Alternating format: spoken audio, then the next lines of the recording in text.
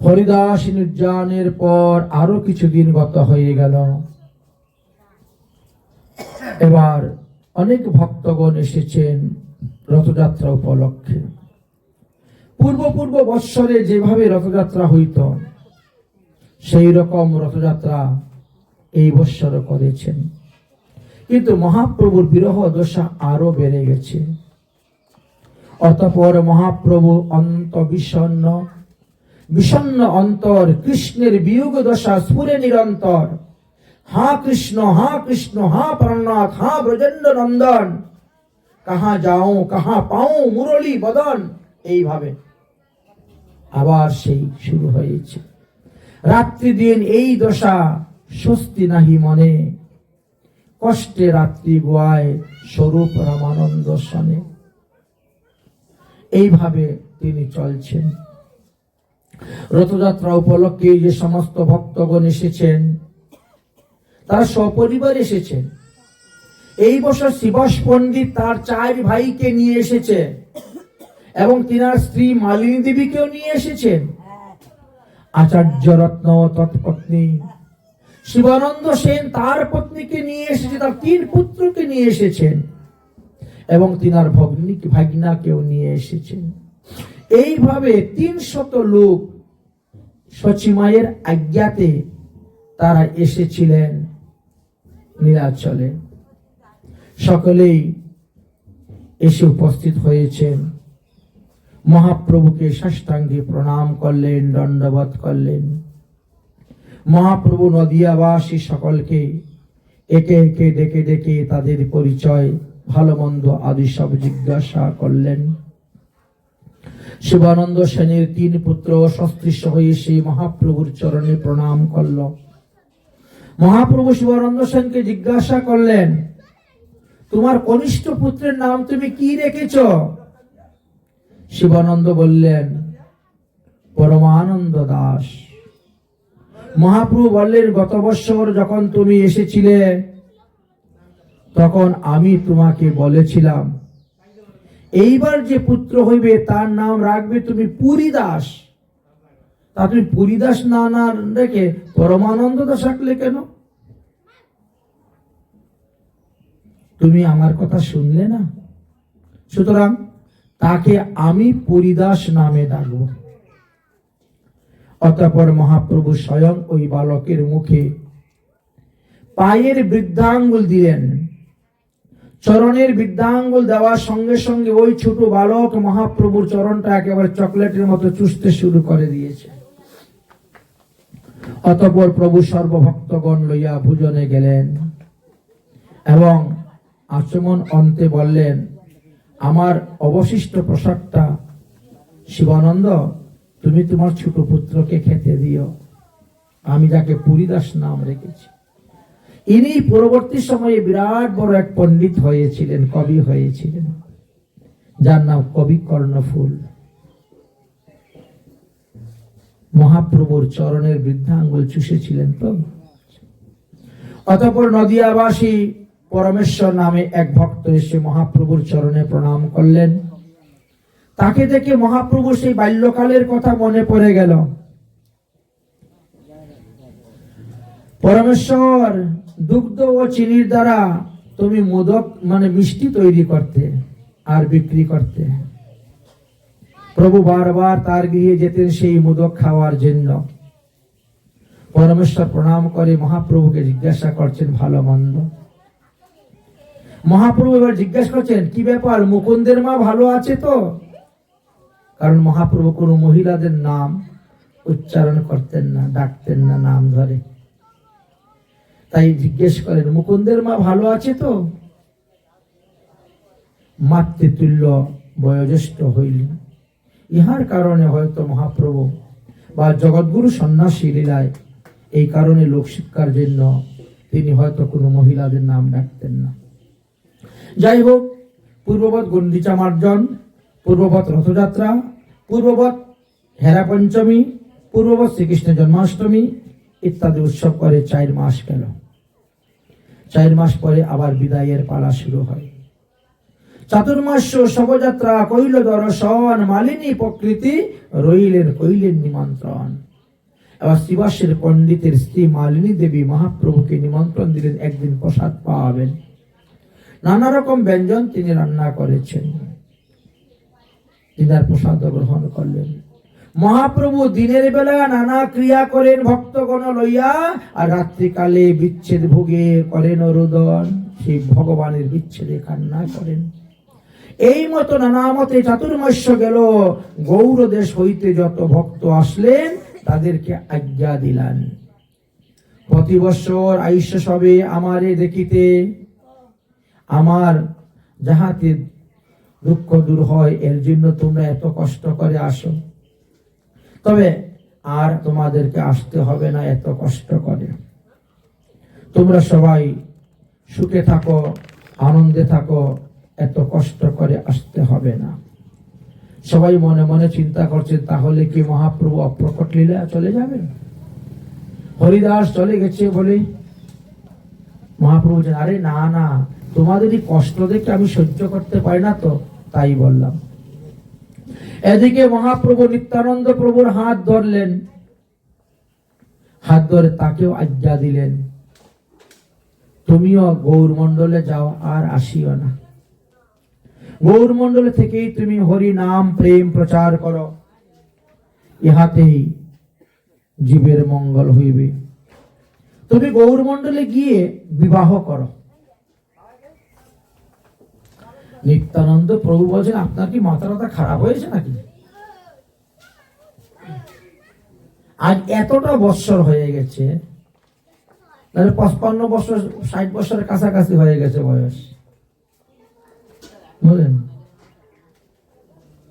আর এখন বলছো আমাকে বিয়ে করার জন্য? 12 বছর বয়সে ঘর থেকে বেরিয়েছিলাম সন্ন্যাস, আর এত বছর সন্ন্যাসী উদাসী হয়ে আছি, আর এখন বলছো আমাকে বিয়ে করতে? না, এটা আমার দ্বারা হবে না। মহাপ্রভু তখন আস্তে আস্তে বলছেন, তুমি বিয়ে না করলে যে আমার লীলা পূর্ণ হবে না, পুষ্ট হবে না। তার মানে মহাপ্রভু বলেন, আর কিছুদিন পরেই আমি আমার লীলা সংবরণ করে দিব, খবরদার কাউকে বলিও না। এই লীলা আমি সংবরণ করে আমি পুনরায় তোমার পুত্র রূপে গিয়ে আবির্ভাব হব, হয়ে আমার বাকি কাজগুলো আমি সাধন করব। কারণ মায়ের আজ্ঞাতে তো আমি নীলাচল ছেড়ে কোথায় যেতে পারি না, যার কারণে আমি যা করার জন্য এসেছিলাম সেগুলো তো আমি করতে পারছি না। এই জন্যই তোমাকে বলছি, আর আসার দরকার নেই। গৌর দেশে থাকো, হরি নাম প্রেম প্রচার করো, ওখানে বিবাহ করো, সংসার করো, আমি তোমার পুত্র রূপে আসবো। আমি আরো 2 বার অবতার নিয়ে আসব, আর 2 অবতার হইবে আমার, তার মধ্যে এক অবতার তোমার পুত্র রূপে। কথাটা গোপন রাখিও, আর তোমার আসার দরকার নাই, তুমি চলে যাও।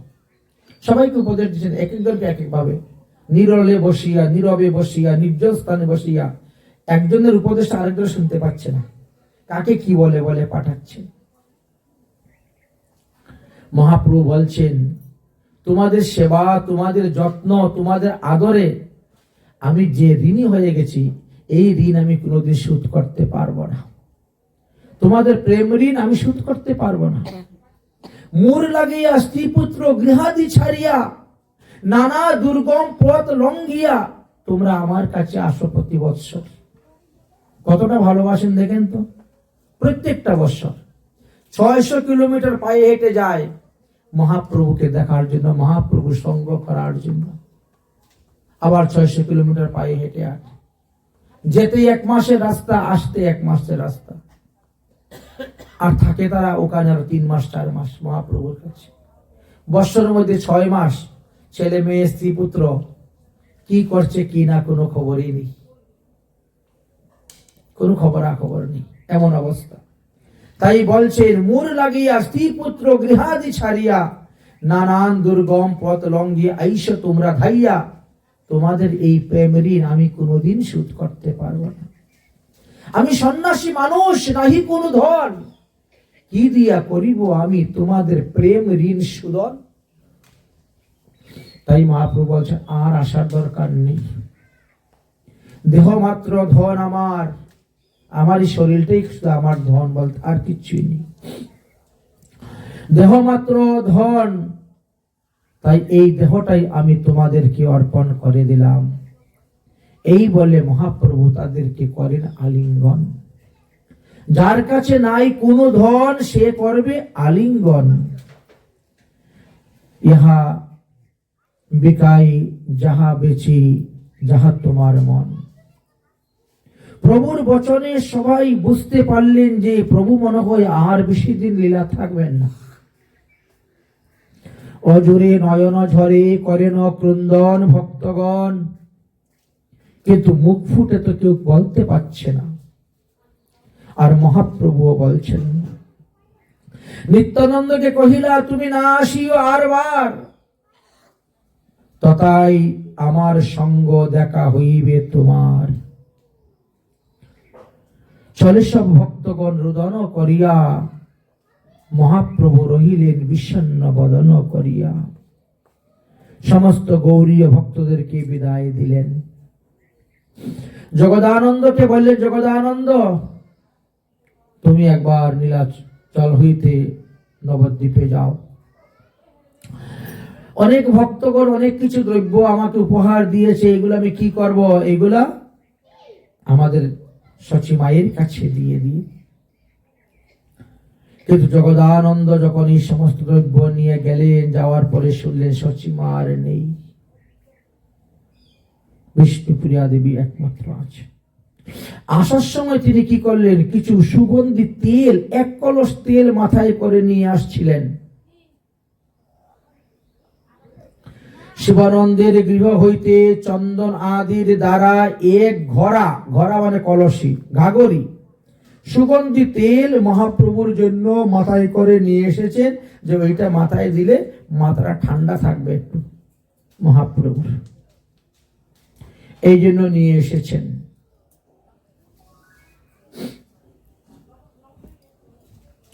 এনে মহাপ্রভুর ওখানে ঘরে রেখে দিয়েছেন, এক কোণে রেখে দিয়ে স্বরূপকে বলছেন, স্বরূপ দামোদর মহাপ্রভুকে বলিও ওই তেল এনে দিয়েছি, ওই তেল যেন মাথায় মাখেন, তো বায়ুরূপ হবে না, মাথা গরম হবে না, মাথা ঠান্ডা থাকবে। বায়ুরূপ এই জন্য না হওয়ার জন্য উনি তেল আছে। নিজে কিন্তু বলে নাই, মানে আরেকজনকে দিয়ে বলাচ্ছে। আচ্ছা, এই তেল মাথায় দিলে পিত্ত ভালো হবে, প্রকোষ্ঠ ভালো হবে, অনেকগুলো রূপ ভালো হবে। অতি যত্ন করে, অতি কষ্ট করে মাথায় করে 600 কিলোমিটার হেঁটে নিয়ে এসেছি।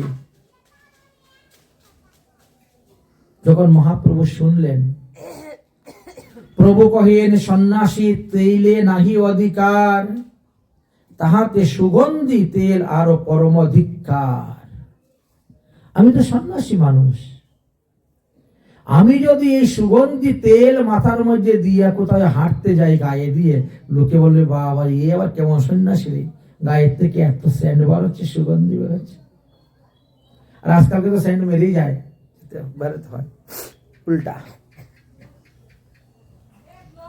অতএব আমি এই সুগন্ধি তেল মাখব না।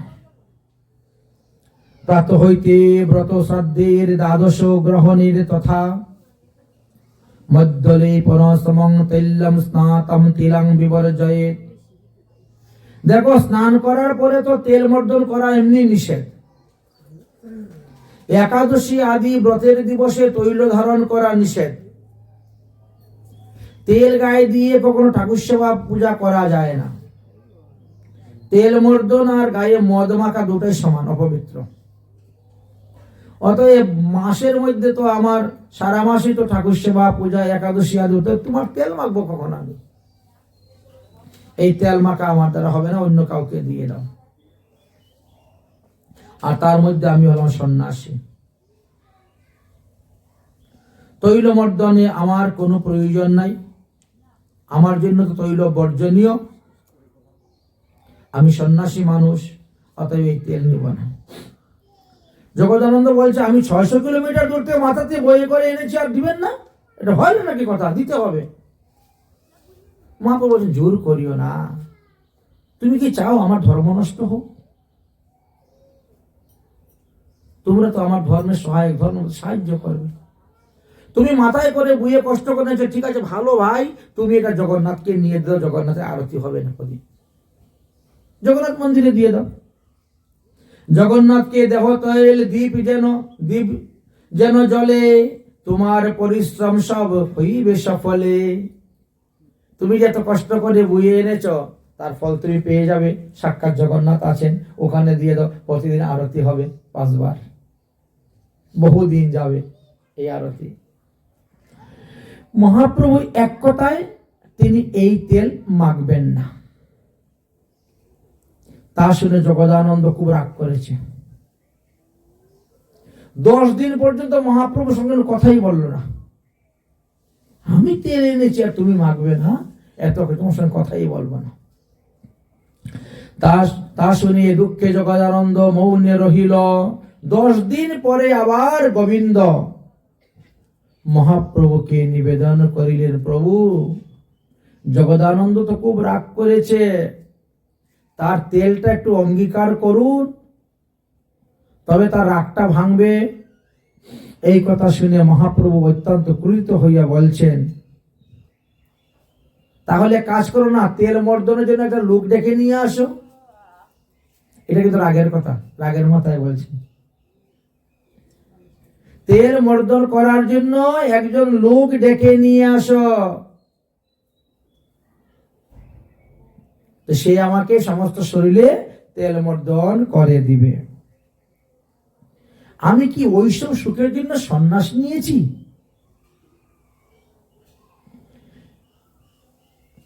জিজ্ঞেস করছেন। ওই তেল ব্যবহার করিলে কি আমার সন্ন্যাস ধর্ম থাকবে? আর লোকেরাই বা আমাকে কি না কি বলবে বলতো? আমি কি আর এক ঘরে সবসময় বসে থাকবো? কত জায়গায় যেতে হয়।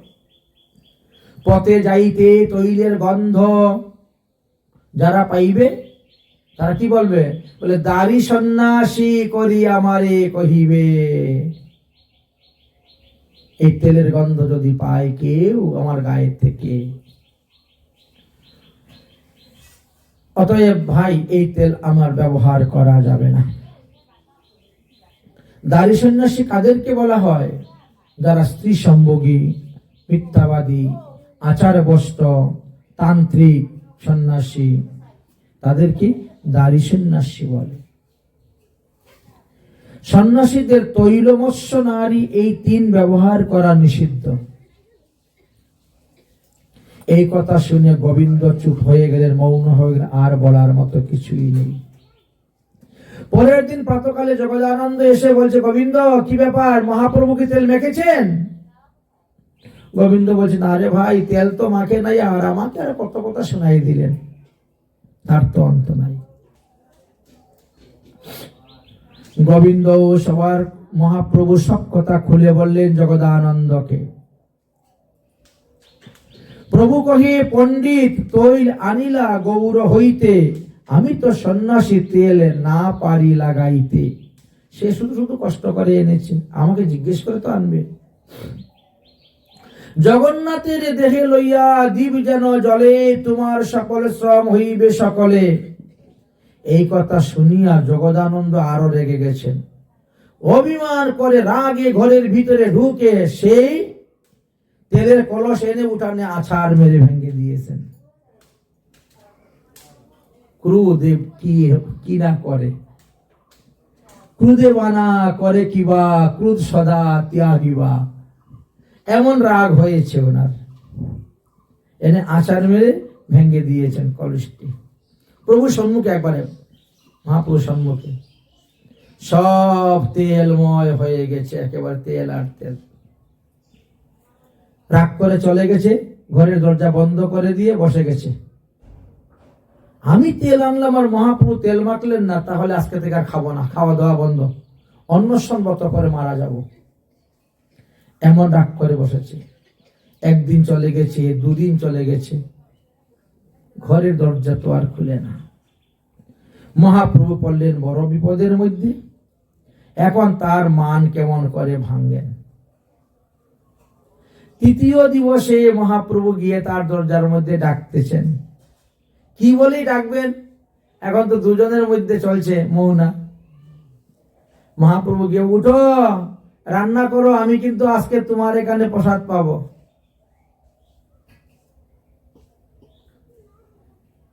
তৃতীয় দিবসে প্রভু তার দ্বারে যাইয়া, উঠো পণ্ডিত কহি তারে ডাকিতে লাগিলা। উঠো পণ্ডিত, আজ আমি তোমার হাতের প্রসাদ পাইব মধ্যাহ্নকালে। আমি যাচ্ছি এখন জগন্নাথ দর্শন করার জন্য। জগন্নাথ দর্শন করে এসে আমি প্রসাদ পাব বলে মহাপ্রভু চলে গেছে। জগদানন্দ আর কি করবে? একবারে রাগ করে থাকতে পারে? জগন্নাথনন্দ উঠলেন, স্নান করলেন, সবজি আমানি করেন, রান্না করলেন, ভগবানের ভোগ লাগাইলেন। ভগবানের ভোগ লাগাইয়ে প্রসাদ প্রসাদ নিয়ে বসে আছেন। মহাপ্রভু আসলে পরে সেবা দিবেন। সঘৃত শৈল্য অন্ন কলাপাতে স্তূপ কইলা, কলার ভিঙ্গা ভরি ব্যঞ্জন চৌদিকে ধরিলা। অন্ন ব্যঞ্জন উপরি তুলসী মঞ্জরি, শ্রীকৃষ্ণকে সেই ভোগ অর্পণ করি। জগন্নাথের পিঠাপানা আগে নানা ধরি। মহাপ্রভুর জন্য তিনি অপেক্ষা করছেন বসে বসে। হঠাৎ দেখেন মহাপ্রভু আসতেছেন। পাদ প্রক্ষালনের জল রাখলেন, মহাপ্রভুর চরণ ধৌত করলেন। মহাপ্রভু এসে বসলেন। যত রকমের ব্যঞ্জন রান্না করছে সব মহাপ্রভুর সামনে এসে ধরেছেন। মহাপ্রভু বলছেন, পণ্ডিত বসো, দুজন একসঙ্গে প্রসাদ পাবো। জগদন্দ বলছে, না, আগে আপনি পান, তারপর আমি পাবো। এখন কি করা যাবে? মহাপ্রভু এখন প্রসাদ পাচ্ছেন, বসছেন প্রসাদ পেতে, প্রসাদ পাচ্ছেন। জগদানন্দ এইটা দে, ওইটা দে, ওইটা দে, না করলেও শুনে না, আরো দেয়। মহাপ্রভু আবার ওই সবগুলো খেতে যাচ্ছেন, না খেলে আবার রাগ করবে। এই রাগ করার ভয়েতে তিনি খেয়ে যাচ্ছেন। আর এই প্রসাদের মহিমার কথা কীর্তন করছেন। খুব সুন্দর প্রসাদ হয়েছে, উত্তম প্রসাদ হয়েছে। এই তো জানি না তোমার কৃষ্ণের প্রসাদ, এতে অমৃত অন্ন কৃষ্ণ কর অর্পণ। তোমার ভোগের মহাপ্রভু প্রশংসা করছেন। পণ্ডিত কহে, যে খাইবে সে পাককর্তা, আমি সব কেবলমাত্র সামগ্রীর আহুর্তা। পুনঃ পুনঃ পণ্ডিত নানা ব্যঞ্জন পরিবেশে, ভয়ে কিছু না বলে প্রভু খায়েন হরিষে। এইভাবে করে অনেক প্রসাদ মহাপ্রভু পেয়েছেন। তারপরে আচমন করে মহাপ্রভু বসলেন। পণ্ডিত এনে মহাপ্রভুকে মুখবাস দিলেন, মুখ শুদ্ধের জন্য পান তাম্বুল দিলেন। তারপরে মাল্য চন্দন দিলেন। চন্দনাদি দেওয়ার পরে মহাপ্রভু বলছেন, এবার তুমি প্রসাদ পাও। জগদানন্দ বলছেন, যান, আপনি গিয়ে বিশ্রাম করুন, আমি প্রসাদ পরে পাবো। আমি রান্নাঘর পরিষ্কার করব, বাসনপত্র মাজা ঘষা করব, তারপরে আমি প্রসাদ পাবো। মহাপ্রভু আর কিচ্ছু বললেন না। গোবিন্দকে বললেন, গোবিন্দ একটু লক্ষ্য রাখে দেখো তো সে প্রসাদ পায় কিনা, প্রসাদ পায় কিনা লক্ষ্য রাখি। আর রঘুনাথ ভট্টর উপর দায়িত্ব দিলেন, দেখো তো প্রসাদ পাচ্ছে কিনা লক্ষ্য রাখি। যাই হোক, এই জন্য গোবিন্দ এবং রঘুনাথ ভট্ট তারা মধ্যে মধ্যে লক্ষ্য রাখতো উনি প্রসাদ পাচ্ছে কিনা। বাসন মাজতে মাজতে বিকাল 3টা, 3:30 হয়ে গেছে। মহাপ্রভুর এক ঘুম হয়ে গেছে। ঘুমের থেকে উঠে আবার বলছেন, গোবিন্দ কি প্রসাদ পেয়েছে? বলে, তা তো দেখি নেই। যাও দেখে আসো প্রসাদ পেলো কিনা।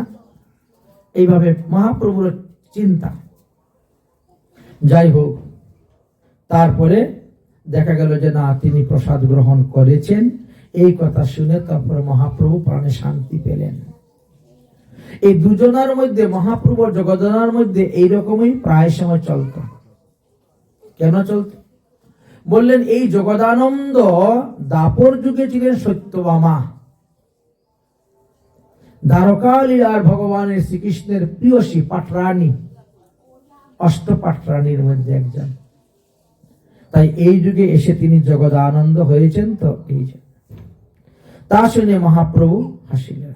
জগদানন্দ প্রভুতে প্রেম চলে এই মতে, সত্যভামা শ্রীকৃষ্ণ যেন শুনি ভাগবতে। যাই হোক,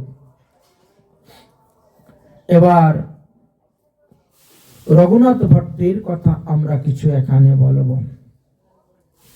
মহাপ্রভু যখন গৃহস্থ আশ্রমে ছিলেন, সেই সময়ে যখন তিনি পূর্ববঙ্গে এসেছিলেন বেড়াইতে, পূর্ববঙ্গে আসার পরে এক দেবী আরাধক তপন মিশ্র দেবীর আরাধনার কারণে স্বপ্নে আদেশ পেয়েছিলেন যে মহাপ্রভু সাক্ষাৎ নারায়ণ, তার কাছে গিয়ে সাধ্য সাধন তত্ত্ব শিখ। সেই তপন মিশ্রের পুত্রই হলেন এই রঘুনাথ ভট্ট গোস্বামী। তিনি এসে উপস্থিত হয়েছেন নীলাচলে, মহাপ্রভুর কাছে আছেন।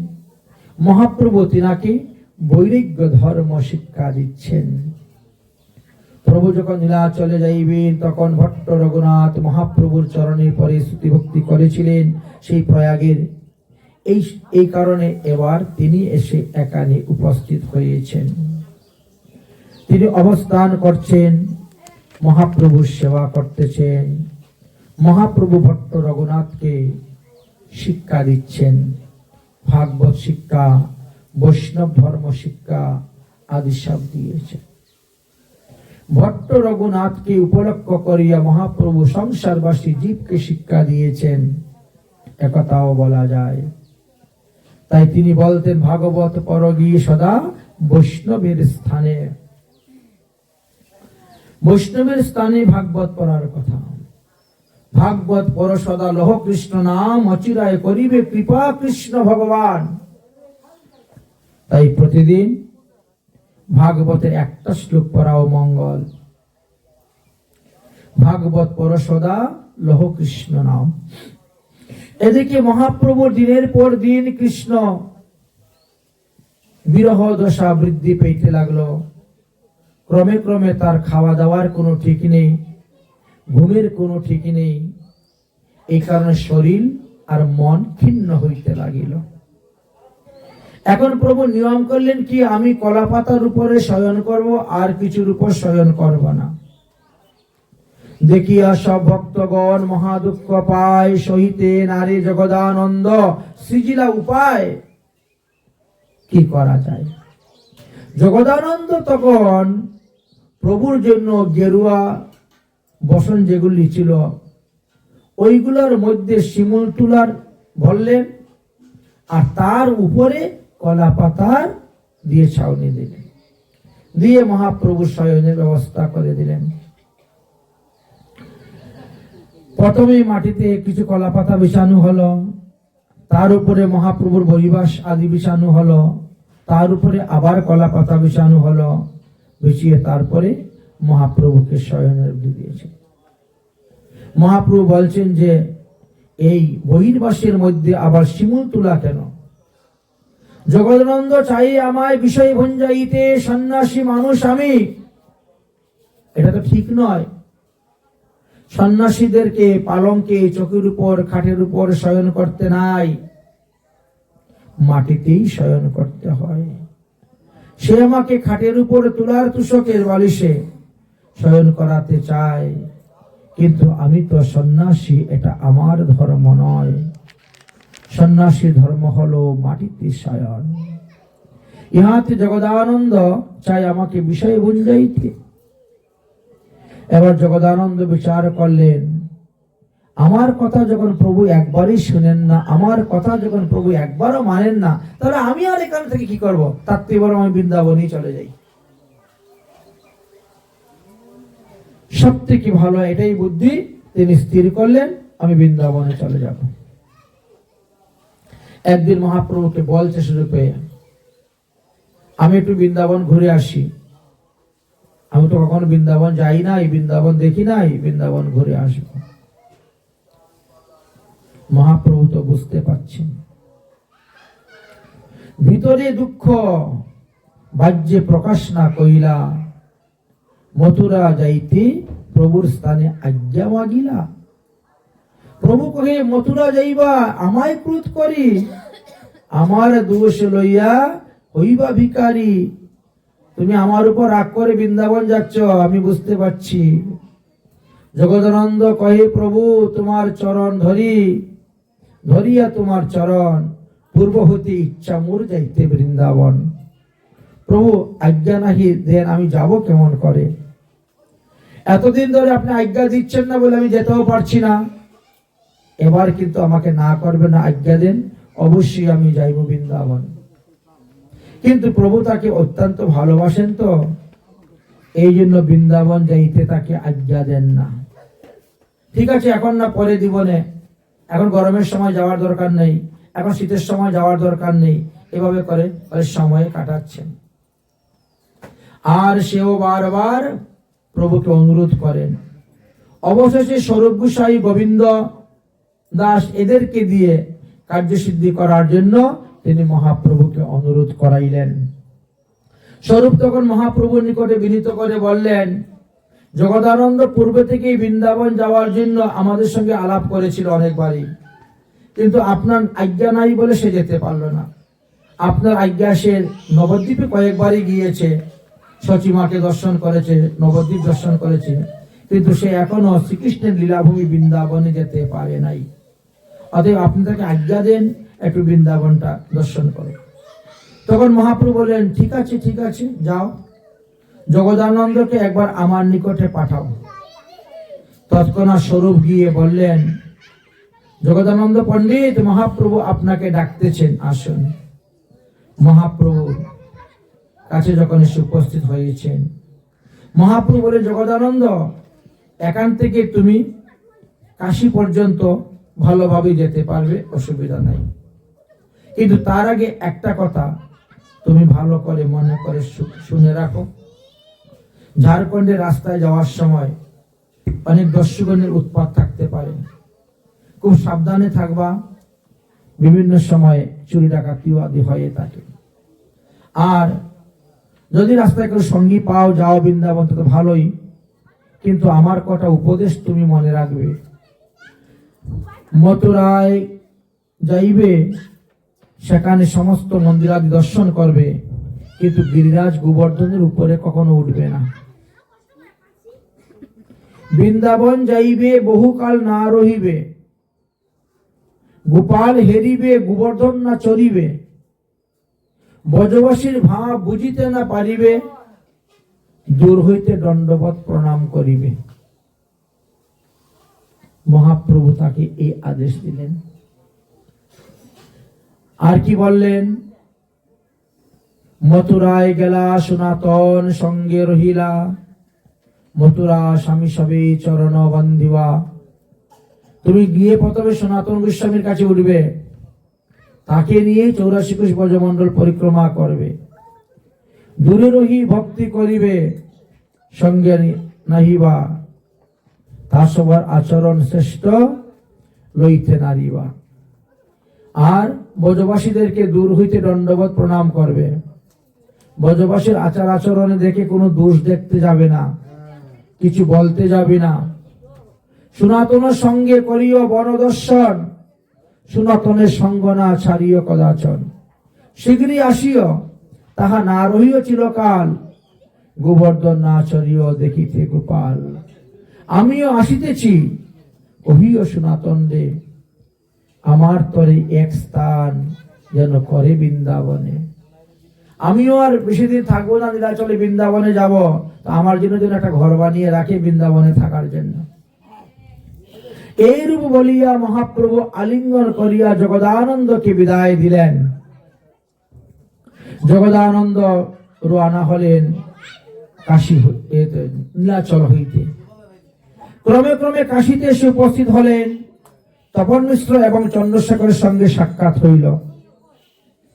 তারা তখন মথুরায় যাওয়ার রাস্তা বলে দিলেন। সেখান থেকে গিয়ে তিনি সনাতন গোস্বামীর কাছে উপস্থিত হইলেন। সনাতন গোস্বামী তাকে নিয়ে মাদুগুরি কোথায় করতে হয়, কার কার বাড়ি করতে হয় দেখাইলেন। তারপরে গোবিন্দ মন্দিরে থাকার ব্যবস্থা, রান্নার ব্যবস্থা, খাওয়ার ব্যবস্থা ইত্যাদি করে দিয়েছেন। মধ্যে মধ্যে বন ভ্রমণ করতেও যান এইভাবে। একদিন জগদানন্দকে বলছেন, তুমি আজকে রান্না করে গোবিন্দের ভোগ লাগাও, আমার এক জায়গায় নিমন্ত্রণ আছে, যেতে হবে প্রসাদ পাওয়ার জন্য। ঠাকুর তো উপবাস থাকতে পারবে না, তুমি ভোগ লাগাও। জগদানন্দ রান্না করতেছেন, বলেছেন রান্না করতেছেন, আর এমন সময় সনাতন গোস্বামী নিমন্ত্রণ খেতে গিয়েছেন।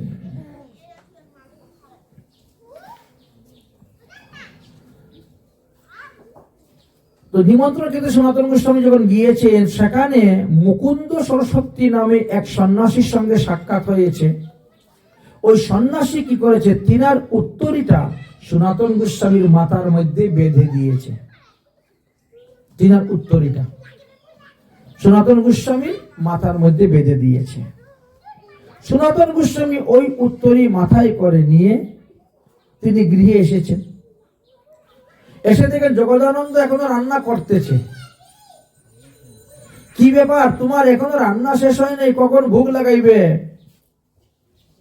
জগদানন্দ বলছে, এই তো হয়ে গেছে, রান্না হয়ে গেছে।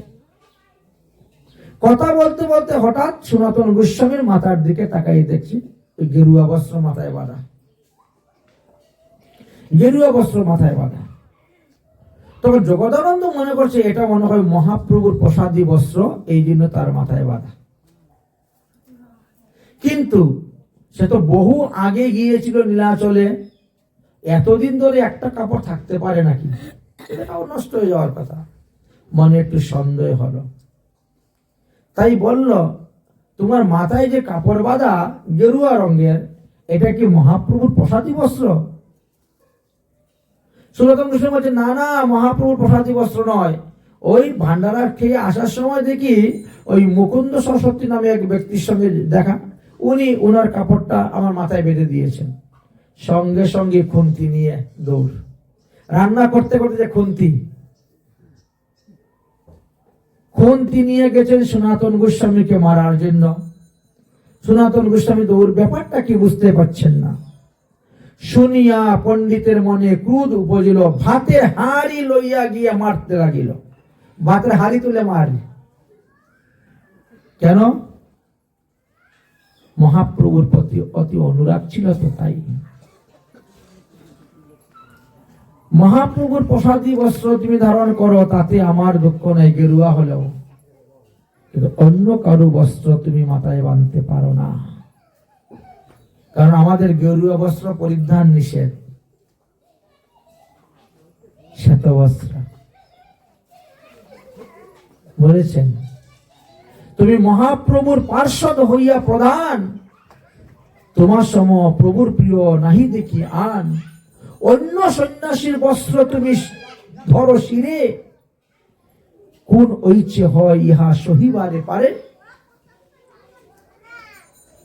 সনাতন গোস্বামী তখন বললেন, পণ্ডিত আপনি একটু ঠান্ডা হন। দেখেন, আপনি হলেন মহাপ্রভুর প্রিয় পাত্র, তাই চৈতন্য দেবের প্রতি আপনার যেরকম শ্রদ্ধা, নিষ্ঠা, ভক্তি উৎপন্ন হয়েছে, আমার সেরকম হয় নাই। আজ আপনার নিকট থেকে আমি শিখলাম, তা না হলে আমরা শিখবো কোথা থেকে? যাহা দেখার জন্য আমি গৌরী বসন মস্তকে ধারণ করেছি, এই তো খুলে ফেলে দিলেন। এই জন্য যার তার প্রসাদী বস্ত্রই মাথায় বাঁধতে নাই, পড়তে নাই। মহাপ্রভু কাউকে গৌরী বস্ত্র দিয়ে যান নাই। মহাপ্রভু নিজে সন্ন্যাস নিয়েছিলেন, গৌরী বস্ত্র পরেছেন, কিন্তু তিনি কাউকে দিয়ে যান নাই। সনাতন গোস্বামী, রূপ গোস্বামী থেকে আরম্ভ করে আমাদের 6 গোস্বামী সবাইকে এই সাদা বস্ত্র দিয়ে গেছেন।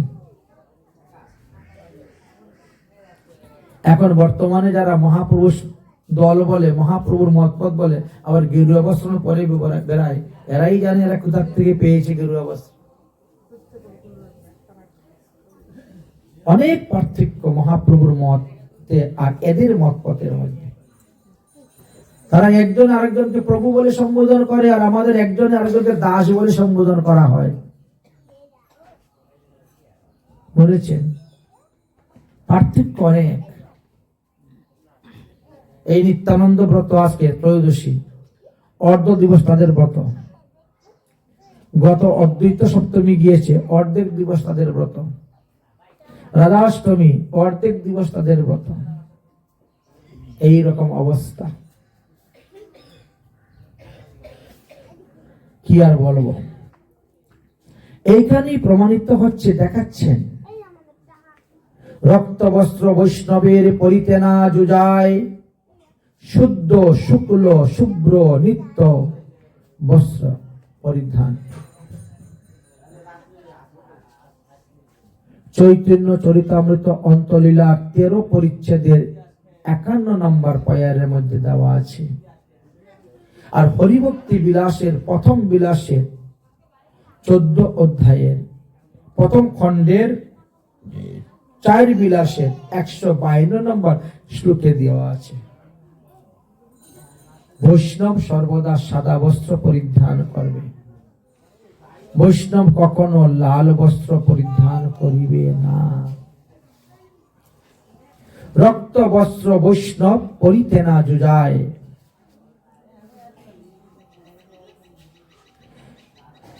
শুক্ল বস্ত্র ভবেত নিত্যম, সব সময় সাদা বস্ত্র পরবেন, শুক্ল ভাষা ভবেত নিত্যম, রক্তাঞ্চৈব বিবর্জয়েত, পরিষ্কার ভাষায় দিয়েছেন। তাই বস্ত্রের মধ্যেও দেখেন কিরকম অনুরাগটা আসে, কাপড় চোপড় পরিধানের মধ্যেও। যাই হোক, তারপরে রান্না সম্পূর্ণ হলো, সেই রান্না ভগবানের ভোগ লাগাইলেন, তারপরে প্রসাদ পেলেন।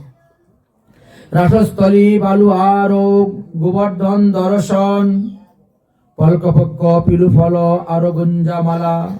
জগদানন্দ অনেক দিন ছিলেন, অনেক দর্শন করেছেন, অনেক কিছু দর্শন করে তিনি নিয়ে আবার শ্রীধাম বৃন্দাবন থেকে বিদায় নিয়ে পুরীধামে গিয়ে উপস্থিত হয়েছিলেন। জগদানন্দ বৃন্দাবন দর্শন করে যখন গিয়ে পুরীতে উপস্থিত হলেন, তখন মহাপ্রভু বড় আনন্দ প্রসন্ন। জগদানন্দের আগমনে সবার উল্লাস, এই মতো লীলাচলে মহাপ্রভুর বিলাস। একদিন মহাপ্রভু টুটা গোপীনাথ দর্শন করার জন্য রাস্তা দিয়ে যাচ্ছেন, হঠাৎ শুনতে পেলেন গুজ্জরী রাগিনীতে কে যেন এক মধুর সুর গান করে করে যাচ্ছে, গীত গেয়ে গেয়ে যাচ্ছে। মহাপ্রভু তখন কৃষ্ণ বিষয় পদ শ্রবণের প্রেমাবেশে অর্ধবজ্র দশা প্রাপ্ত হইয়ে তিনি মনে করতে কোন কৃষ্ণ সেবক মনে হয় কৃষ্ণের গুণগান গাইয়ে যাইতেছে, তাই তিনি তার পিছনে পিছনে যেতে শুরু করে দিয়েছেন। পিছনে পিছনে যাচ্ছেন। মহাপ্রভুর এমনই আবেশ হয়েছে যে ওটা স্ত্রী লোকে গান গাচ্ছে না পুরুষ লোকে গান গাচ্ছে, সেদিকে তার কোনো লক্ষ্য নেই। গানটা শুনতে ভালো লাগতেছে, সুরটা শুনতে ভালো লাগতেছে, এবং সেই সুর ভগবানের পদ দিয়ে রচিত সুর। মহাপ্রভু ছুটছেন ফুলের বাগান দিয়ে, দুই পাশে ফণিমনুষার গাছে ভর্তি। ফণিমনুষার গাছের যে কত কাঁটা মহাপ্রভুর পায়ে ফুটলো, গায়ে লাগলো, তাও মহাপ্রভুর হুঁশ নেই। যিনি গান গাচ্ছে তার পিছনে পিছনে তিনি ছুটছেন। গোবিন্দ তখন হঠাৎ দেখতে পেয়েছেন। গোবিন্দ তাড়াতাড়ি দৌড়ে গিয়ে মহাপ্রভুকে ধরছেন। আরে আপনি কি করছেন, কোথায় যাচ্ছেন গান শুনে শুনে? বলে যে গান গাচ্ছে তাকে একটু ধরে প্রণাম করো। আপনার মাথা খারাপ, একটু মহিলা বলিস কি রে? মহাপ্রভুর হুঁশ ছিল না। এত মহিলা কার না কার স্ত্রী, ধরলে পরে তারা বিপদ হয়ে যেত। এখনই আলিঙ্গন করবেন ধরে। স্ত্রী নাম শুনিয়া প্রভুর বাহ্য পাইলা, পুনরপি সেই পথে ফিরিয়া সর্বনাশ। গোবিন্দ তুমি তো আজকে আমাকে বাঁচাইলে, আজকে তুমি আমাকে বাঁচাইলে, আমি তোমার ঋণ কোনোদিন শোধ করতে পারবো না। পরস্ত্রী স্পর্শ আমার হইত মরণ, ঋণ শুধিতে আমি না পারিব তোমার কখন। গোবিন্দ কহেন আমি কি রক্ষা করলাম, জগন্নাথই রক্ষা করেছেন, নাহলে আমি বা কেন ওইদিকে যেতাম আর তোমারই অবস্থা দেখতাম। গোবিন্দ কহেন জগন্নাথ রাখেন মুই কোন ছাড়। প্রভু কহে গোবিন্দ মোর সঙ্গে তুমি সর্বদা রহিবা, যেখানে যেখানে আমি একটু ভুল করি তুমি কিন্তু আমাকে শাসন করিবা। গোবিন্দকে বলছেন, কারণ আমি তো আর এখন আমার মধ্যে নেই, কখন যে কি বলি কখন যে কি করি তার নিজে আমিও জানি না। প্রভুর বিরহ উদ্মান ভার ধীরে ধীরে ভাটতে লাগলো, বুঝিতে না পারে কেহ যদ্যপি হয় ধীর। কৃষ্ণ মথুরা গেলা গোপীগণের যেই দশা হইল, কৃষ্ণের বিচ্ছেদে মহাপ্রভুর সেই দশা উপজিল। উদ্ধব সন্দেশ জয়িছে রাধার বিলাপ, ক্রমে ক্রমে হইল মহাপ্রভুর উন্মাদ ভাব। কৃষ্ণ যখন মথুরায় চলে গেছেন তখন রাধারানীর মনের মধ্যে যে সমস্ত বিলাপ হইতো, উন্মাদ ভাব হইতো, সেই ভাব আজ মহাপ্রভুর অঙ্গে এসে উপস্থিত হয়েছে। সেই ভাব আপনারে হয় রাধা জ্ঞান, যদিও গৌরচন্দ্র হন স্বয়ং ভগবান। তথাপিও এখন তিনি নিজেকে কি মনে করেন, আমি রাধা আমি রাধা, এই বুদ্ধি তিনার মনের মধ্যে খেলছে। নিজেকে তিনি রাধা বলে মনে করেন, আর কৃষ্ণ বিরহী তিনি কান্না করছেন। শ্রীকৃষ্ণ মথুরায় চলে গেলে শ্রী রাধা এবং গোপীগণের যে দশা উপস্থিত হয়েছিল, শ্রীকৃষ্ণের বিচ্ছেদে রাধারানীর যে দশম দশা এসে উপস্থিত হয়েছিল, মহাপ্রভুর শরীরে একে একে সেই সমস্ত দশা আসতে উপস্থিত হচ্ছে, যাহা ভাগবতের ভ্রমর গীতিতে আমরা দেখতে পাই শুনতে পাই। 10টি দশার কথা সেখানে আলোচনা করা আছে। তাই রাধারানী যেরকম ভাবে ভাব উঠেছিল, উন্মাদনা এসেছিল, আজ মহাপ্রভুর শরীরে সেই রকম উন্মাদনা, দিব্য উন্মাদনা একে বলা হয়। শুধু উন্মাদনা নয়, দিব্য উন্মাদনা। এতস্য মহতাকাশ্য গতিম কাম্যাবৃতিষ্যম তাম ভ্রমারতাম কপিকশ্চেনম দৈবানম ইজ্জতরে উদ্গ্রন্থম চিত্তম কল্যাণাম সুতভ্রীদাম হরভূমতঃ। প্রেমের গাঢ়তার ফল হয় উন্মাদনা, প্রেমের গাঢ়তার হেতু প্রিয় বিরহে বেদনা। তাই পীরের বিরহ সম্বন্ধ নিয়ে মহাপ্রভু সেই চিন্তাই আছে। এই প্রেমের বিবাসকে 2 প্রকার বলা হয়েছে, একটি হলো কায়িক আর একটি হলো বাচিক। প্রেমের বশতা হেতু কায়িক প্রকাশকেও ঘূর্ণমান বলা হয়ে থাকে, আর বাচিককে চিত্ত জল্পনা বলা হয়ে থাকে। শ্রীকৃষ্ণ মথুরায় চলে যাওয়ার পর একদিন ব্রজেশ্বরী শ্রীমতী রাধারানী অবিসারের কথা চিন্তা করতে করতে চিত্তবৃত্তি এমনই প্রগ্রাহ হয়েছিল যে কৃষ্ণ যেন ব্রজে নেই, এই বিষয়ে তার আর কোনো অনুসন্ধান রইল না। এটি হলো প্রেমের বশীভূতার কারণ। অবিসারের ভাবে রাধারানী যেভাবে কুঞ্জে কুঞ্জে কৃষ্ণকে খুঁজতেন, বা আজকে কৃষ্ণ আসবেন বলে পুষ্পলতা দিয়ে কুঞ্জ সাজাতেন, সেইভাবে মহাপ্রভুর মনে এই সমস্ত ভাবের উদয় হচ্ছে। কৃষ্ণ যেভাবে উদ্ধবকে প্রেরণ করেছিলেন গোপীকে সান্ত্বনা দেওয়ার জন্য, তখন শ্রী রাধাকে চিত্তবৃত্তি এমনি দ্রবীভূত হয়েছিল, সেই দৃশ্যগুলা মহাপ্রভুর মনের মধ্যে পড়তেছে। তাই মহাপ্রভুর উন্মাদনা দিন দিন বাড়তে শুরু হয়েছে, যেন পাগলের মতন হয়ে যাচ্ছেন। উন্মাদ এবং দিব্য উন্মাদ এই দুটার মধ্যে তো তফাৎ আছে। পাগল ব্যক্তি সকল বিষয়ের অনুসন্ধান শক্তি হারিয়ে ফেলে, আর দিব্য উন্মাদ ব্যক্তি তার অনুসন্ধান শক্তি বিনষ্ট হয় না, সে অনুসন্ধান শক্তি আরো বেশি করে কেন্দ্রীভূত হয়ে পারে। তাই মহাপ্রভু স্বপনে জাগরণে সর্বদা শ্রীকৃষ্ণকে দেখতে শুরু করেছেন। একদিন মহাপ্রভু করিয়াছেন শয়ন, কৃষ্ণ রাসলীলা তিনি করেন দর্শন, স্বপ্নের মধ্যে দেখতেছেন। সেই লীলা দর্শনে প্রভুর রাসেশ্বরী রাধাভাব নিজের দেহে তিনি আবিষ্ট হয়ে গেলেন। এদিকে সেবক গোবিন্দ এসে দেখলেন দরজা বন্ধ। নিদ্রাভঙ্গের বিলম্ব দেখে প্রভুকে জাগাইতে গেলেন। উঠো প্রভু উঠো। প্রভু তো উঠে বসলেন সত্যি, কিন্তু সম্পূর্ণ বাহ্য স্মৃতি তিনি ফিরে এখনো পাননি।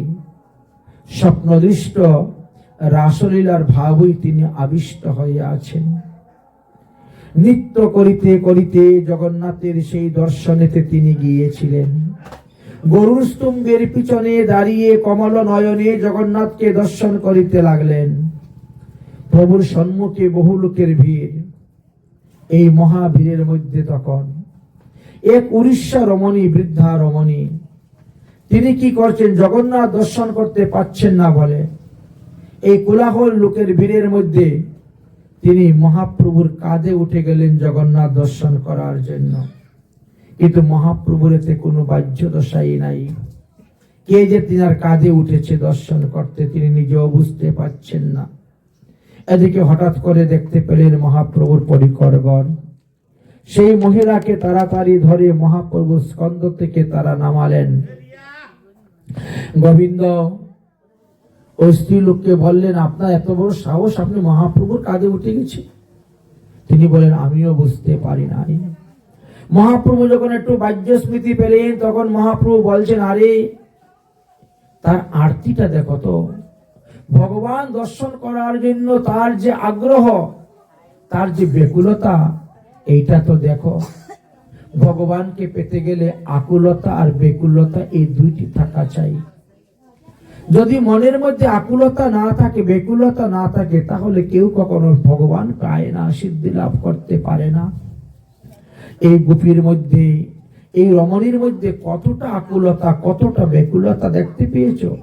সে কোনো পাপ পুণ্যের ধার ধারল না, জানা নেই, শোনা নেই, চিনা নেই, অথচ সে আমার কাঁধের মধ্যে উঠে দাঁড়িয়ে জগন্নাথ দর্শন করছে। এইভাবে আকুলতা যদি আমার হইতো তাহলে হয়তো এতদিনে ভগবান পেয়ে যেতাম। সেবক গোবিন্দ তো অপরাধের ভয়ে কাঁপছেন, তিনি হাঁকডাক করছেন মহিলাকে। আর মহাপ্রভু শান্ত ভাবে বলছেন, জগন্নাথে আবিষ্ট ইহার তনু মন প্রাণ, মোর স্কন্ধে পা দিয়াছে তাহাও নাহি সে জানে। ভাগ্যবতী সেই বন্দী তাহার চরণ আমায়, ইহার প্রসাদে জয়সে আরতি হয় আমার। ওর মতন আরতি যদি আমার মধ্যে হতো তাহলে হয়তো আমি এতদিনে ভগবান পেয়ে যেতাম। এইভাবে মহাপ্রভুর সেই ভাব এসেছিল। অধিকাংশ সময় তিনি এই বাহ্যদশা নিয়ে, অন্তর্দশা নিয়ে থাকেন। সম্পূর্ণ বাহ্যদশা ফিরে আসে কখনো, কখনো আসে না। কখনো বলরাম সুভদ্রাকে দর্শন করে তিনি কাঁদতেন, কারণ কৃষ্ণের হাতে বাঁশি নাই। তাই তিনি মনে করতেন, এই কৃষ্ণ তো দ্বারকার কৃষ্ণ, তার হাতের মধ্যে বাঁশি নেই, অতএব তাকে দেখে তো আমার কোনো লাভ নেই। আমি তো আমার ব্রজেন্দ্রনন্দন শ্রীকৃষ্ণকে চাই। আমি যদি বৃন্দাবনে যেতে পারতাম তাহলে অবশ্যই সেই কৃষ্ণকে আমি দর্শন করে নয়ন সফল করতে পারতাম। মহাপ্রভুর দুঃখ দেখিয়া জগন্নাথ তখন বিষণ্ণ হয়ে পড়তেন এবং জগন্নাথের মন দেহের মধ্যেই বৃন্দাবনের কৃষ্ণ এসে প্রকট হতেন। মহাপ্রভু সেই গরুড় স্তম্ভের নিচে দাঁড়িয়ে দাঁড়িয়ে তিনি কান্না করতেন। আর মহাপ্রভুর চরণ নয়ন জলে, অশ্রু জলে সেখানের পাথর গলে গিয়েছিল। আজও পর্যন্ত সেখানে মহাপ্রভুর চরণ ছাপ, এবং যেই হাত দিয়ে গরুর স্তম্ভে ধরেছিলেন সেই গরুর স্তম্ভের মধ্যে ছাপ পড়ে আছে, আজও পর্যন্ত তাহা দেখা যায়। তাই মহাপ্রভু ক্রমে ক্রমে ভাব গাঢ় হতে হতে একের পর এক দশায় রূপান্তরিত হইতে শুরু করলেন। সর্বদা অবিলাস তিনি কখন তিনি ব্রজেন্দ্রনন্দন শ্রীকৃষ্ণকে দেখতে পাবেন। ব্রজেন্দ্রনন্দন শ্রীকৃষ্ণ যেন বাঁশি বাজিয়ে তিনার মন প্রাণ সব কেড়ে নিয়েছে। দীর্ঘ নিঃশ্বাস তিনি ফেলছেন, অধুবদন করে রুদন করেন, কখনো ভূমিতে কি জানি লেখেন, কখনো বিবর্ণারূপ হন। নিদ্রাশীর্ণ সারা রাতের মধ্যে ঘুম আসে না, শুধু কান্না আর বিলাপ। বড় উত্তাপ, বড় কৃষ্ণতা নেত্র জলে ভেসে যাচ্ছে। দৈন্যতার যত লক্ষণ একে একে মহাপ্রভুর দেহের মধ্যে প্রকাশ পেতে শুরু হয়েছে। প্রেমাবেশে প্রভু বাহ্য স্মৃতি না থাকলেও যন্ত্রের ন্যায় স্নান ভোজনাদি করেন। রাত্রেও স্বরূপ দামোদরের সঙ্গে বসে ইষ্টগুষ্টি কারো কথা, নিজের মনের কথা খুলে বলেন। প্রাপ্ত প্রনিষ্টাম চত্বারিতিমাত্মাং যোজ্যং বিষয়াদিতম দেহজ্ঞেহ গৃহকালীনাম ধর্ম কৌশ বৃন্দাবনম স ইন্দ্রিয় শিষ্যবৃন্দম। আমার মন ভগবান শ্রীকৃষ্ণের রূপেতে মন্মত্ত হয়ে গেছে, আমি নিজেকে নিজে হারিয়ে ফেলেছি। তাই বিষয়ের প্রতি, দেহগৃহের প্রতি আমার কোনো প্রিয় নাই। আমি সবকিছু ত্যাগ করে দিয়েছি, একমাত্র বৃন্দাবনই আমি গমন করিতে চাই। ধন হারা দরিদ্র যেমন মনের দুঃখে গৃহাদি ছেড়ে যোগী বা ভিকারীর মতন হয়ে তিনি চলে যান, নষ্ট ধনের আর অন্বেষণ করেন না বা খুঁজে বেড়াতে চেষ্টা করেন না, সেই রূপে মহাপ্রভু আজ বিষাদে ভেঙ্গে পড়েছেন। মহাপ্রভু ভগবান শ্রীকৃষ্ণকে সাক্ষাৎ দর্শন লাভের জন্য এত উৎকণ্ঠিত হয়েছেন যে উৎকণ্ঠিতার কারণে তিনার মনের মধ্যে চিন্তা, জাগরণ, উদ্বেগ, অনুক্ষিন্নতা, মলিনতা, প্রলাপ, ব্যাধি, উন্মাদ, মোহ এবং মৃত্যু, এই 10টি দশা তিনার মধ্যে এসে উপস্থিত হয়েছেন। এই 10টি দশা উপস্থিত হয়েছিল শ্রীমতী রাধারানীর। শ্রীমৎ ভাগবত পাঠেতে আমরা দেখতে পাই রাধারানীর দেহের মধ্যে যে 10টি দশা উপস্থিত হয়েছিল, সেই 10টি দশা মহাপ্রভুর দেশে উপস্থিত হয়েছে। যেভাবে ভ্রমর গীতিতে আমরা শুনতে পাই, সেই অবস্থা আজ মহাপ্রভুর হয়েছে। এদিকে রায় রামানন্দ মহাপ্রভুর মনের ভাব বুঝতে পারলেন। তাই মনের ভাব বুঝতে পেরে মহাপ্রভুকে সান্ত্বনা করার জন্য, ভ্রমর যেমন রাধারানীকে সান্ত্বনা করার জন্য প্রবোধ বাক্য দিয়েছিল, ঠিক তেমনি ভাবে রায় রামানন্দ ও মহাপ্রভুকে সান্ত্বনা দেওয়ার জন্য প্রবোধ বাক্য দিচ্ছেন। স্বরূপ দামোদর শ্রীকৃষ্ণের মথুরা বিরহের যে লীলার যে গান, সেই গান গাইতে শুরু করেছেন। ভ্রমর আর উদ্ধব যেমন রাধারানীকে বলছিলেন, হে রাধে তুমি চিন্তা করিও না, কান্না করিও না, আমি এই তো যাচ্ছি, এখনই যাব সকালবেলা, আর বিকালবেলা গোবিন্দকে নিয়ে আসবো বৃন্দাবনে। তাই উদ্ধব রওনা হয়েছে, কি বলে, একবার ব্রজে চলো, ব্রজের সকা দিনের দুয়ের মতো। একবার ব্রজে চলো, ব্রজের সখা দিন এক দুয়ের মতো। একবার ব্রজে চলো, ব্রজের ঈশ্বর দিন এক দুয়ের মতো। একবার ব্রজে চলো, ব্রজের ঈশ্বর দিন এক দুয়ের মতো। তোমার মনে লাগে তো থাকবে সে তাই, নইলে আসবে দ্রুত। তোমার মন লাগবে তো থাকবে সে তাই, নইলে আসবে দ্রুত। একবার ব্রজে চলো, ব্রজের ঈশ্বর দিন এক দুয়ের মতো। একবার ব্রজে চলো, ব্রজের ঈশ্বর দিন এক দুয়ের মতো।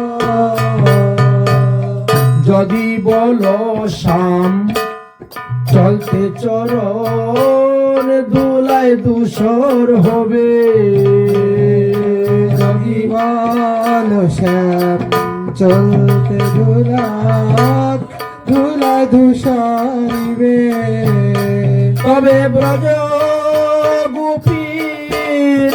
নয়ন জলে চরণ পাখালিবে তবে ব্রজ গোপী নয়ন জলে পদ প্রফলিবে ও একবার ব্রজে চলো ব্রজের ঈশ্বর দিন দুয়ের মতো একবার ব্রজে চলো ব্রজের ঈশ্বর দিন এক দুয়ের মতো যদি বলো শ্যাম শ্রী যমুনা পার্কে মনে হবে যদি বলো শ্যাম শ্রী যমুনা তার কেমনে হব তবে ব্রজ গোপীর মন বেলেতে যমুনা পার হবে তবে ব্রজ গোপীর মন ভেলাতে যমুনা পার হব ও একবার ব্রজে চলো ব্রজের ঈশ্বর দিনের দুয়ের মতো একবার ব্রজে চলো ব্রজের ঈশ্বর দিন এক দুয়ের মতো তোমার সুদাম সুদাম দাম বসুদাম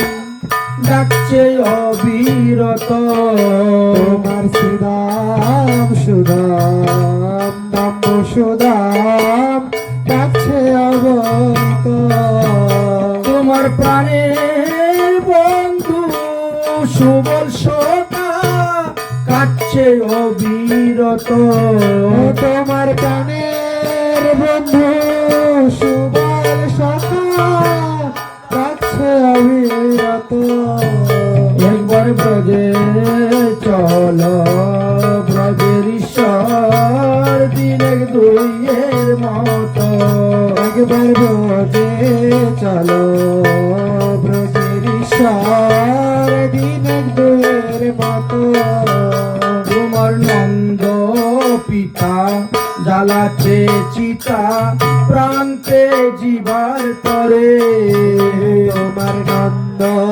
পিতা জ্বালাছে প্রান্তে জীবন করে ও মাতা নন্দ রানী লয়ে লবণী ফিরছে দারে দারে মাতা নন্দ রানী লয়ে নবনী ফিরছে দাঁড়ে দাঁড়ে একবার ব্রজে চলো ব্রজের ঈশ্বর দিন দুয়ের মতো একবার ব্রজে চলো ব্রজের ঈশ্বর দিন এক দুয়ের মতো বড় দুঃখের কথা কানাই জানাই যে তোমারে বড় দুঃখের কথা তোমার জানাই যে কানাই রে ওরে গোকুলের ওই বুকের নারী কেঁদে কেঁদে মরে গোকুলের নারী কেঁদে কেঁদে মরে একবার ব্রজে চলো ব্রজের ঈশ্বর দিনের দুয়ের মতো একবার ব্রজে চলো ব্রজের ঈশ্বর দিন এক দুয়ের মতো এই রূপে স্বরূপ গোসাই করে লীলা গান দুইজনে ছিল সদা প্রভুর বাহ্য জ্ঞান এইভাবে স্বরূপ দামোদর রায় রামানন্দ মহাপ্রভুর লীলা দেখে লীলা বুঝে সেই অনুসারে তারা লীলা কথা বর্ণন করেন আর গান করেন মহাপ্রভু কখনো বাহ্য ফিরে পান কখনো বাহ্য ফিরে আসে না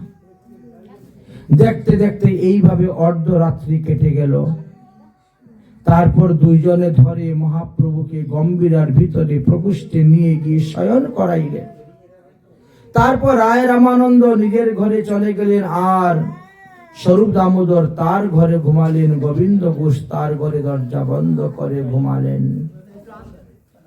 ভিতর হইতে উচ্চস্বরে প্রভুর নাম সংকীর্তন শোনা যাচ্ছে। কিন্তু কোন সময় যে মহাপ্রভু গম্ভীরার সেই ঘর থেকে বেরিয়ে চলে গেছেন তা কেউ বুঝতেই পারল না। হঠাৎ কোন সাড়া নেই ঘরের ভিতরে।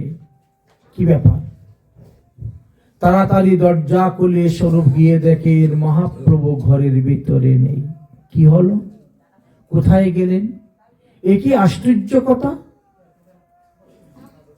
তিনটি দরজা দেওয়া ছিল বন্ধ। তিনটি দরজা পার হয়ে মহাপ্রভু কখন, কেমন করে, কিভাবে, কোথায় গেলেন? আশ্চর্য কথা। সবাই তখন ভাবতে লাগলেন, অবাক, দরজা বন্ধ অথচ তিনি গেলেন কোথায়? তখন সকলেই রাত্রিবেলা মশাল জ্বালিয়ে মহাপ্রভুকে খুঁজতে বেরিয়েছেন। খুঁজতে খুঁজতে অবশেষে পাওয়া গেল জগন্নাথের সিংহদ্বারের উত্তর দিশাতে এক ঠাই তিনি পড়ে আছেন। কোন হুঁশ নেই, জ্ঞান নেই। মহাপ্রভুকে দেখতে পেয়ে স্বরূপাদি সবাই দেহের মধ্যে যেন প্রাণ ফিরে পেয়েছে। কিন্তু মহাপ্রভুর একই অবস্থা। এই অদ্ভুত দৃশ্য দেখে তারা আর স্থির থাকতে পারলেন না। প্রভু মাটিতে পড়ে আছেন আর তার দেহটা 6 হাত লম্বা হয়ে গেছে। হাত পা গুলা যেন লম্বা লম্বা হয়ে গেছে। কঠি, জিহ্বা, জানো এইসব যেন সন্ধি স্থানগুলা মনে হয় আলাদা আলাদা হয়ে গেছে, ছেড়ে গিয়েছে, খুলে গেছে। শুধু খালি চামড়ার ছাউনিটাই আছে।